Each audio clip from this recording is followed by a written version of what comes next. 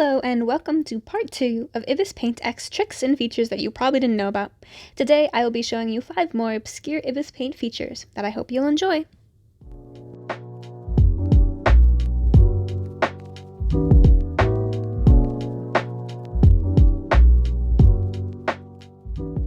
Our first tip today is about speed paint movies. So, if you didn't know, on ibisPaint you can watch a sped up movie of all your work on a given piece. It's pretty cool to watch, and you can access it simply by selecting the play button when looking at your art in the Ibis gallery. You can even download these to your device. When you're watching the video, you'll notice that it's fixated, meaning it doesn't move, it stays in place. If you want, we can change that by going back to artwork information. There's some cool information here like creation date and storage size, but we're looking down here where it says movie type. When we click on it, we will see 3 options: with window, without window, and view fixation. View fixation is the way we have been watching it where it doesn't move. If you select the next option, without window, and click play, you'll receive a more immersive experience.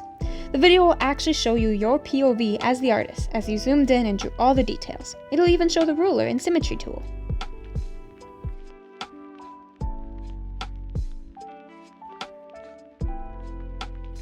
The third and final option is with window, and this will zoom in like the prior setting, but will also show you your toolbar at the bottom and any tabs you open during your work, like the Layers tab.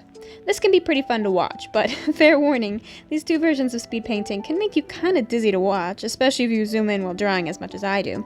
Either way, they're kinda fun options to have.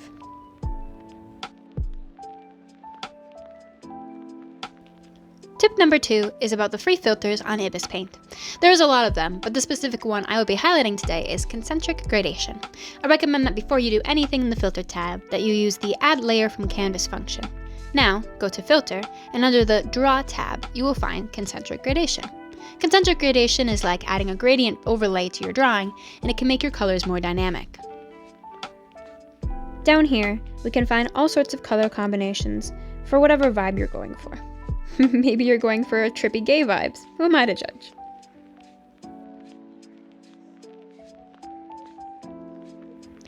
Once you find the color combination that you like, I recommend turning this layer into a multiply layer and then lowering the opacity severely. I then suggest duplicating the layer and making it a soft light layer.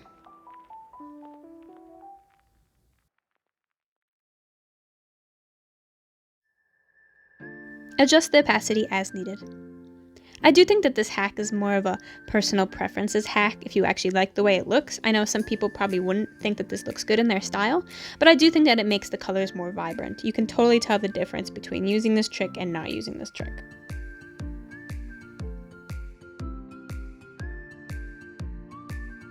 Tip number 3. So, you know when you zoom in really close to your line art and the edges of the lines look really fuzzy? Well, if you're not a fan of that, we can change that. Select the back button and go to Settings. Under the User Interface tab, you can toggle off Interpolation on Zoom In. Now you will get a more sharp pixely look to your lines. This won't really affect your overall picture, so I think this particular feature is more up to your personal preference.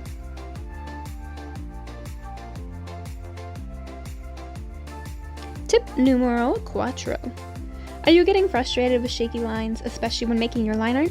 Well, then the Bézier Curve is for you. Yes, I had to Google how to pronounce Bézier. Why is the French language so weird? You can find the Bézier tool under the Stabilizer panel in the Drawing Tools. Just tap on it like so to draw your line.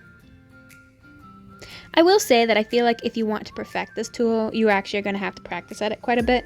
I'm not very skilled or versed at using it. I have used it before actually on the computer when I was using a desktop digital art application in which I only had my mouse to draw, so it was really helpful in that application. It is nice though to have the option to use it on ibisPaint as well. I like that you can adjust the thickness of the entire line at any point, even after you've drawn the line. Also, if you have force fade on, it's going to look pretty cool and dynamic.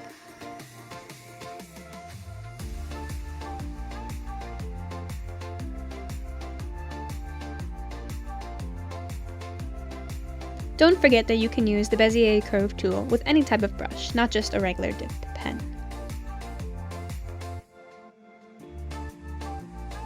When you're done with your line, select the green check mark, or the trash can if you want to delete your progress. Tip number 4.1, if you select fill, you can fill in the shape while drawing the outline, which can be a great time saver. Final tip of the day. So, you might be drawing and realize you don't like how thick or thin your line art is. If you want to fix this, you'd have to redraw the entire thing with a smaller or bigger pen size, which is definitely a pain. Luckily, they added a new feature to help with this. Go to your Layers tab, tap on the 3 dots, and tap on the Select Opacity tool. Now we will see that there are blinking lines on all the items in this layer. This means that all the content on this layer has been lassoed. Hide the line art layer. Ooh, kind of looks like a ghost now. Go back to your Layers panel and open the Selection layer at the top. Go to the Selection button, and now you will see a new feature that says Expand/Contract Selection Area. It might take a couple seconds, but when you get there, you will be able to change how much the drawing will expand.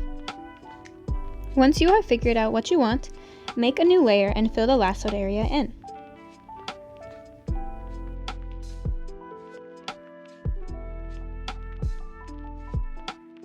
When you're done with that, go back up to the Selection layer, and in the Selection tab, you can remove all the selected area at once. And voila! We can compare the two line arts and see that the new one is indeed thinner. And with that, my video is complete. Did you know any of these features prior to watching my video? Let me know. Thanks for watching. Have a wonderful day.